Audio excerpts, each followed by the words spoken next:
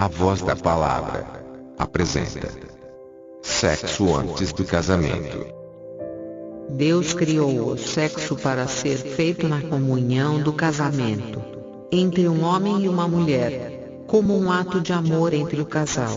Este ato, quando feito extramatrimonial, é chamado sexo carnal, que diante de Deus é considerado pecado, denominado prática sexual, na qual, de acordo com a Bíblia, é condenável.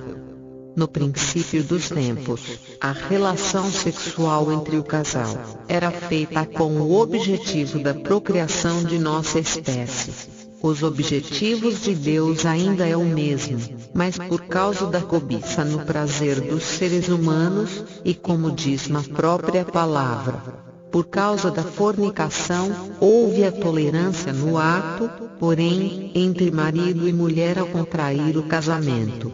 Temos que nos atentar, pois, a palavra nos diz: todas as coisas me são lícitas, mas nem todas as coisas convêm. Todas as coisas me são lícitas, mas eu não me deixarei dominar por nenhuma. 1 Coríntios 6:12. A vida sexual para o casal é muito importante. O esposo e a esposa podem e devem desfrutar sexualmente um do outro, partindo do princípio do respeito mútuo, sem que se transforme em um ato que cause vergonha diante de Deus. O sexo antes do casamento não faz parte das ordenanças de Deus, e por isso deve ser também condenado por todos aqueles que querem estar dentro da obediência a Deus. Notamos que Deus inclui o pecado do sexo antes do casamento, com outros pecados fora do âmbito sexual. Então podemos deduzir que realmente se trata de uma forma de pecar abominável para Deus. Que vos abstenhais das coisas sacrificadas aos ídolos, e do sangue, e da carne sufocada, e da fornicação. Sexo vulgar, coito. Relação sexual entre pessoas que não são casadas. Relação sexual com teor pecaminoso. Pecado de luxúria. Pecados carnais. Das quais coisas bem fazeis se vos guardardes. Bem vos vá. Atos 15:29. A palavra nos aconselha a cuidar de nossa cama ou quarto límpido, branco, sem pecado. Pois, quem não segue a essa ordem divina, será julgado por Deus por um pecado semelhante à prostituição ou ao adultério. Venerado seja entre todos o matrimônio lido sem mácula, porém, aos que se dão à prostituição e aos adúlteros, Deus os julgará. Hebreus 13:4. Os versículos a seguir, o apóstolo Paulo adverte que seria melhor que não houvesse o desejo sexual, e acrescenta: já que existe esse desejo, então, que fosse por um meio aceitável a Deus, sem pecado vulgar, no casamento. Ora, quanto às coisas que me escrevestes, bom seria que o homem não tocasse em mulher, mas, por causa da fornicação, cada um tem a sua própria mulher, e cada um tem o seu próprio marido. 1 Coríntios 7:1 e 2. A herança é um bem deixado a quem tem o direito. No caso citado no versículo a seguir, Deus quer nos dizer herança ao direito da salvação, a morada celestial. Porque bem sabeis isto, que nenhum devasso, ou impuro, ou avarento, o qual é idólatra, tem herança no reino de Cristo e de Deus. Efésios 5:5. Todos nós queremos morar em um lugar limpo, sem nenhuma transgressão, pois somos morada sagrada, templo sagrado. Quando cometemos o pecado, que não nos atinge a nós mesmos, continua a ser pecado. Porém, quando pecamos atingindo nosso próprio corpo, o pecado aumenta.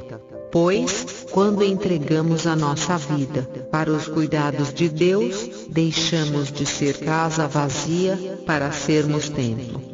igreja, morada santa. Fugir da fornicação. Todo pecado que o homem comete é fora do corpo, mas o que fornica peca contra o seu próprio corpo. Ou não sabeis que o vosso corpo é o templo do Espírito Santo, que habita em vós, proveniente de Deus, e que não sois de vós mesmos? 1 Coríntios 6, 18 e 19. Fornicação é o sexo antes do casamento. É considerado um pecado grave, assim como adultério, espiritismo, bebedeira, idolatria, assassinato e roubo. Quando fala de práticas sexuais imorais, a Bíblia menciona, além da fornicação, impureza sexual e conduta desenfreada. Que quando for outra vez, o meu Deus me humilhe para convosco, e chore por muitos daqueles que dantes pecaram, e não se arrependeram da imundícia, e fornicação, e desonestidade que cometeram. 2 Coríntios 12, 21. Assim, existem várias formas de intimidade sexual, que ofendem a Deus quando praticadas fora do casamento, mesmo que não cheguem a ser relação sexual. Segundo a Bíblia, a intimidade sexual está restrita ao homem e à mulher casados um com o outro. Ela também condena o cobiçoso apetite sexual. Porque esta é a vontade de Deus, a vossa santificação, que vos abstenhais da fornicação, que cada um de vós saiba possuir o seu vaso em santificação e honra, não na paixão da concupiscência, como os gentios, que não conhecem a Deus. Ninguém oprima ou engane a seu irmão em negócio algum, porque o Senhor é vingador de todas estas coisas, como também antes vos dissemos e testificamos.